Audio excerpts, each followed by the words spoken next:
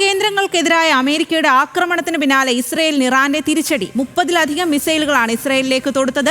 ടെൽ-അവീവിലും ജെറുസലേമിലും സ്ഫോടനങ്ങളും report ചെയ്തു. അമേരിക്കയുടെ സൈനിക നടപടി അന്താരാഷ്ട്ര നിയമങ്ങളുടെ ലംഘനമാണെന്നും വലിയ വില നൽകേണ്ടി വരുമെന്നും ഇറാൻ വിദേശകാര്യ മന്ത്രാലയം മുന്നറിയിപ്പും നൽകിയിട്ടുണ്ട്.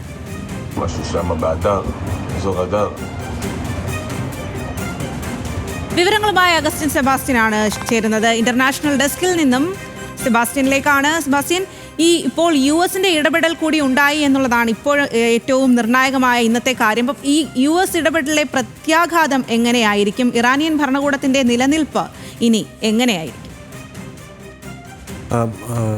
സ്വാതി, ഇത് സംബന്ധിച്ച് നമുക്കറിയാവുന്നത് ഇസ്രായേൽ ആരംഭിച്ചിട്ടുള്ള ഓപ്പറേഷൻ റൈസിംഗ് ലൈൻ എന്ന് പറയുന്ന സൈനിക ദൗത്യത്തിൻ്റെ പ്രഖ്യാപിത ലക്ഷ്യങ്ങളിൽ ഏറ്റവും ആദ്യത്തേതായിരുന്നു ഇറാനിലെ ആണവ കേന്ദ്രങ്ങൾ തകർക്കുക എന്നത്.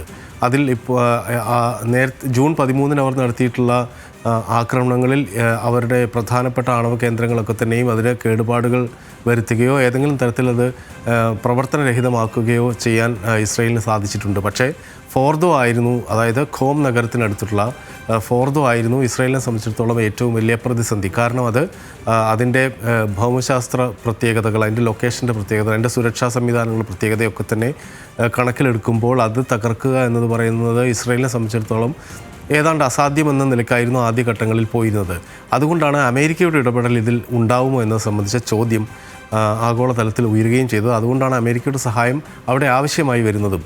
കാരണം ഇത് ഒരു മലയിൽ നിർമ്മിച്ചിട്ടുള്ള ഒരു ആണവ കേന്ദ്രമാണ്. അത് ഭൂമിക്കടിയിലേക്ക് 295 അടിയോളം ആഴത്തിൽ അതിൻ്റെ നിർമ്മിതികൾ അത്രയും സങ്കീർണമാണ്. അത് ഏതെങ്കിലും തരത്തിലുള്ള ആക്രമണത്തിന് വേഗത്തിൽ തകർക്കാൻ കഴിയുന്നത് ഒന്നുമല്ല. അപ്പോൾ ഇത് തകർക്കാൻ കഴിയുന്ന തരത്തിലുള്ള, അതായത് പ്രത്യേകമായി നിർമ്മിച്ചിട്ടുള്ള ബങ്കർ ബസ്റ്റിംഗ് ബോംബുകളുള്ളത് US-നാണ്, US-ൻ്റെ എയർഫോഴ്സിനാണ് ഉള്ളത്. അതുകൊണ്ട് തന്നെ US അത് ചെയ്താൽ അത് MOP എന്ന് പറയുന്ന മാസീവ് ഓർഡിനൻസ് പെനിട്രേറ്റർ എന്ന് പറയുന്ന ബോംബ് ആണ് ഉപയോഗിച്ചിട്ടുള്ളത്. അത് B-2 സ്റ്റെൽത്ത് വിമാനങ്ങൾ, അത് പ്രത്യേകമായി ക്യാരി ചെയ്യാനുള്ള വിമാനങ്ങളൊക്കെ തന്നെയും US-നാണുള്ളത്. അപ്പോൾ ഏത് ഘട്ടത്തിലായിരിക്കും ഡൊണാൾഡ് ട്രംപ് അങ്ങനെ തീരുമാനിക്കുക എന്ന ചോദ്യമായിരുന്നു കഴിഞ്ഞ 13 മുതൽ ഇന്ന് 22-ാം തീയതി വരെയുള്ള ദിവസങ്ങളിലെടുത്ത സംഭവിച്ചിട്ടുള്ള ലോകം ഉറ്റുനോക്കിയിരുന്ന ഒരു കാര്യം.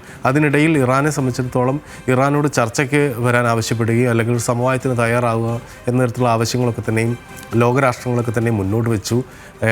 ഇത് സംബന്ധിച്ചൊരു ചർച്ച യൂറോപ്യൻ യൂണിയൻ, അതായത് E3 രാജ്യങ്ങൾ, അതായത് ഫ്രാൻസ്, UK, ജർമ്മനി എന്ന രാജ്യങ്ങളും യൂറോപ്യൻ യൂണിയൻ്റെ ഒരു പ്രതിനിധിയും അടക്കമുള്ള ആളുകൾ ജനീവയിൽ വെച്ച് ഒരു മീറ്റിംഗ് നടന്നു.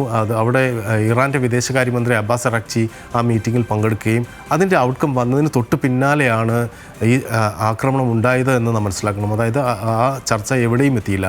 അതായത് ഒരിക്കലും അംഗീകരിക്കാൻ കഴിയാത്ത ആവശ്യങ്ങളാണ് E3 രാജ്യങ്ങളും യൂറോപ്യൻ യൂണിയനും മുന്നോട്ട് വെക്കുന്നതെന്നായിരുന്നു അബ്ബാസ് അറാഖ്ചി പ്രതികരിച്ചത്. ഇപ്പോൾ പിന്നാലെയാണ് ഈ ആക്രമണം ഒരുങ്ങുന്നു എന്നതിനെ സംബന്ധിച്ച് നിരവധിയായിട്ടുള്ള സൂചനകളൊക്കെ തന്നെ ലഭിച്ചു. ഇറാനെതിരായ സൈനിക നടപടിയിൽ ഇസ്രായേലിനൊപ്പം ചേർന്ന് ഫോർദോയിലെ ഒരു അറ്റാക്ക് നടത്തുമെന്ന കാര്യത്തിൽ നേരത്തെ ഒരു തീരുമാനം ഒരിക്കലും ഡൊണാൾഡ് ട്രംപോ അമേരിക്കൻ ഭരണകൂടമോ പറഞ്ഞില്ല. പക്ഷേ ഇന്നലെ പുലർച്ചെ ഉണ്ടായിട്ടുള്ള ഈ ആക്രമണം, അതായത് രാവിലെ 5:30-ക്കാണ് ഡൊണാൾഡ് ട്രംപ് തൻ്റെ ട്രൂത്ത് സോഷ്യൽ പോസ്റ്റിലൂടെ പറയുന്നത് ഫോർദോയിൽ വലിയ ആക്രമണം US എയർഫോഴ്സ് നടത്തിയിരിക്കുന്നു. അവരുടെ 3 ആണവ കേന്ദ്രങ്ങൾ പൂർണ്ണമായ തോതിലുള്ള ആക്രമണമെന്നാണ് പറഞ്ഞത്. അതായത് ഫുൾ പേലോഡ്, അതായത് 30,000 പൗണ്ട് ഭാരമുള്ള ബോംബുകളാണ് ഉപയോഗിച്ചത്. B-12 സ്റ്റെൽത്ത് ഫൈറ്റർ ജെറ്റുകൾ ഉപയോഗിച്ചത് മിസൂറിയിലുള്ള വൈറ്റ്മൻ ബേസിൽ നിന്ന് പുറപ്പെട്ട് ഗുവാ ദ്വീപിലേക്ക് എത്തിയ ഡിഗോ ഗാർഷിയയിലുള്ള ഒരു ബേസിൽ USA ബേസിലെത്തുന്നു. അവിടെ നിന്ന് അത് പോയിട്ടാണ് ഈ ഓപ്പറേഷൻ നടത്തുകയും ഫോർദോ പൂർണ്ണമായി തകർന്നു എന്നാണ് അമേരിക്ക അവകാശപ്പെടുന്നത്.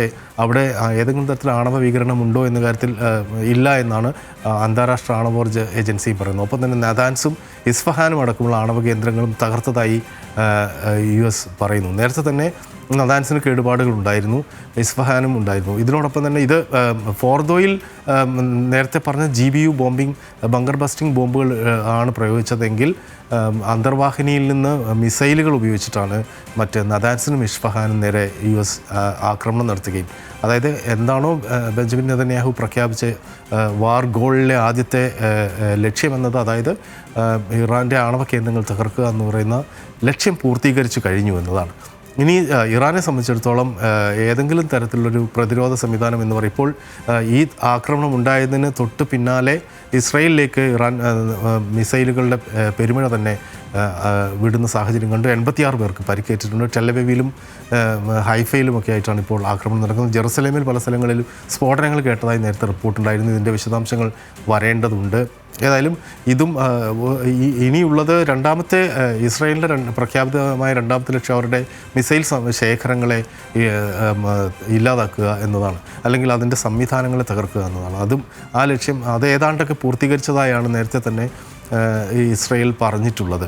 പക്ഷേ ഇതിൽ റഷ്യയുടെ അല്ലെങ്കിൽ ഇറാൻ ഈ യുദ്ധത്തിൽ ഏറ്റവും പ്രത്യേകതയുള്ള കാര്യം, ഇറാൻ മുമ്പ് ഒരിക്കലും ഉപയോഗിച്ചിട്ടില്ലാത്ത മിസൈലുകൾ. അതെ, അത് തന്നെയാണ് സെബാസ്റ്റ്യൻ. ആണവ കേന്ദ്രങ്ങൾക്കെതിരായ അമേരിക്കയുടെ ആക്രമണത്തിന് പിന്നാലെയാണ് ഇപ്പോൾ ഇസ്രായേലിന് ഇറാന് തിരിച്ചടി നൽകിയിരിക്കുന്നത് എന്നുള്ളതാണ്. ഇന്നിപ്പോൾ ഈ ഒരു US ഇടപെടലിൽ എന്താകും പ്രത്യാഘാതം, അതുപോലെ തന്നെ ഇറാനിയൻ ഭരണകൂടത്തിന്റെ നിലനിൽപ്പ് ഇനി എങ്ങനെയായിരിക്കും എന്നുള്ളതാണ് ലോകം മുഴുവൻ ഉറ്റുനോക്കുന്ന കാര്യം. ആ വിവരങ്ങളാണ് അഗസ്റ്റിൻ സെബാസ്റ്റ്യൻ നൽകിയത്.